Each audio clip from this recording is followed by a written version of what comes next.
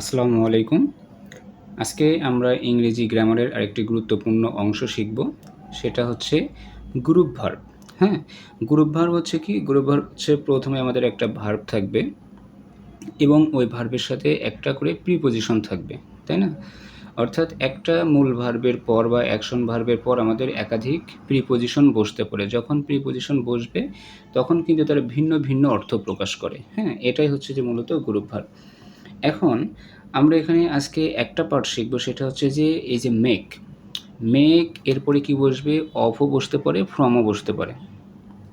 তার মানে এই শব্দটা নিয়ে আমাদের অনেক সময় একটা কনফিউশন তৈরি হয় শিক্ষার্থীদের মধ্যে। এখন আমরা কখন মেকের পরে অফ বসাবো এবং কখন ফ্রম বসাবো, এইটাই আজকে আমরা কনফিউশনটা একদম ক্লিয়ার করে ফেলব। তো আশা করি আজকের এই ভিডিওটা দেখলে এই সম্পর্কিত যত মনের মধ্যে প্রশ্ন আছে সবগুলাই কিন্তু ক্লিয়ার হয়ে যাবে। হ্যাঁ, প্রথমেই আমি একটা কথা বলে রাখি, এই যে আমাদের এই টপিক্সটা, এটা কিন্তু কখনো কখনো রাইট ফ্রম ভার্ব আকারেও আসতে পারে, আবার অ্যাপ্রোপ্রিয়েট প্রিপোজিশন আকারেও কিন্তু পরীক্ষায় দিতে পারে, যে কোনোভাবেই দিতে পারে। তো আসল জিনিসটা যদি আমাদের কনসেপ্টটা যদি ক্লিয়ার থাকে, তো যেভাবেই পরীক্ষা দিক না কেন ওটা কিন্তু সমাধান করা যাবে। হ্যাঁ, এখন আমরা এখানে যে উদাহরণটা দেখি, প্রথমটা, যে table is made of wood. তার মানে কি বলছে আমাদের? এই যে এখানে আমি কিন্তু সরাসরি অ্যান্সারটা লিখে রাখছি, কিন্তু পরীক্ষায় এখানেও গ্যাপ থাকতে পারে, এখানেও গ্যাপ থাকতে পারে। হ্যাঁ, তো আমরা যেহেতু বেসিক জিনিসটা শিখতেছি, সেক্ষেত্রে আমরা ওই চিন্তায় এখন যাব না। এখন আসল জিনিস দেখি যে কখন মেডের পরে আমাদের অফ বসবে আর কখন ফ্রম বসবে। আপাতত এইটা আমরা আগে ক্লিয়ার হই। এই যে এখানে শেষে কি আছে? উড। উড হচ্ছে কি? কাঠ। এটা একটা ম্যাটেরিয়াল নাউন।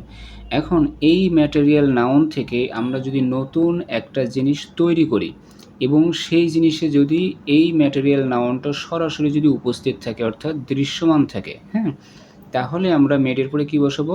অফ বসাবো। যেমন the table is made of wood. এই যে আমাদের এখানে যে কাঠ আছে, কাঠ থেকে আমরা কী তৈরি করছি? টেবিল তৈরি করছি। তাহলে কি এই যে টেবিল আমাদের কাঠ কি দৃশ্যমান আছে না?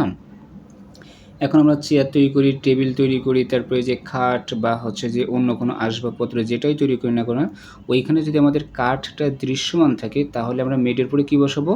অফ বসাবো। ঠিক আছে? আচ্ছা, আর যদি দৃশ্যমান না থাকে তাহলে কী হবে সেটাও আমরা বলে দিব। আচ্ছা, এখানে কি আছে? The ring is made of gold. এই যে আমাদের এখানে কি আছে?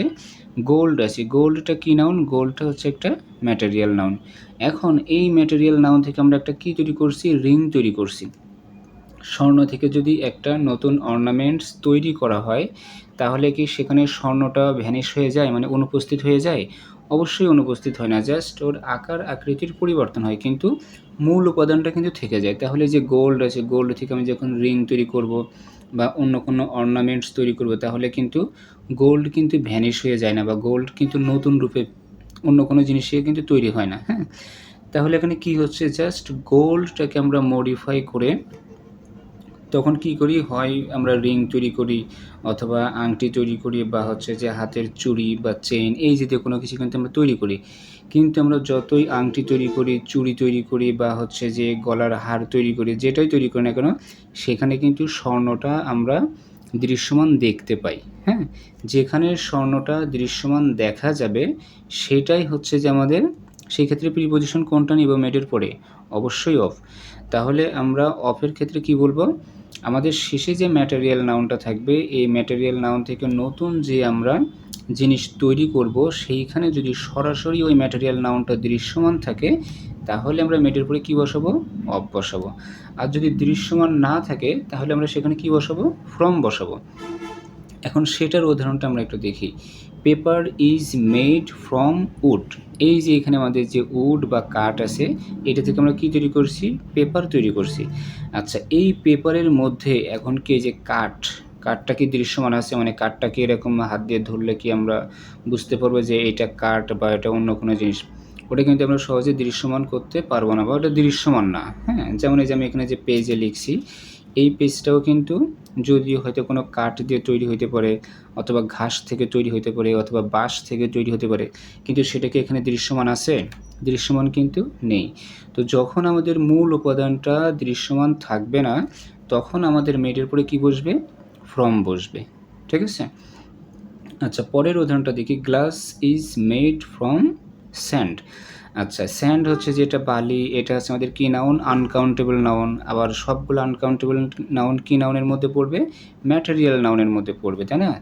তাহলে এখানে স্যান্ডটা হচ্ছে ম্যাটেরিয়াল নাউন। এই ম্যাটেরিয়াল নাউন থেকে আমরা কি তৈরি করছি? গ্লাস।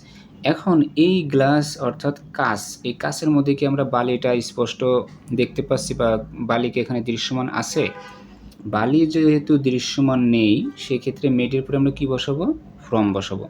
আর যদি দৃশ্যমান থাকতো, তাহলে আমরা কি বসাইতাম? অবশ্যই অফ বসাইতাম।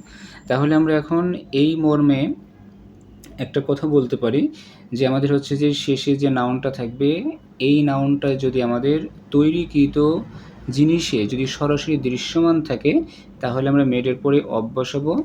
আর যদি দৃশ্যমান না থাকে, অর্থাৎ এটা ভ্যানিশ হয়ে যায়, নতুন সম্পূর্ণ নতুন একটা জিনিসে চলে আসে, তাহলে আমরা সেখানে কি বসাবো? ফ্রম বসাবো। হ্যাঁ, তো এইটাই হচ্ছে কথা। আমাদের এই যে মেক বা মেডের পর যে হচ্ছে যে অফ আর ফ্রম যখন বসাবো, তখন মেন কাহিনী হচ্ছে এইটা। তার মানে পুরো বাক্যটা পড়ে আমাদের অর্থটা বুঝতে হবে।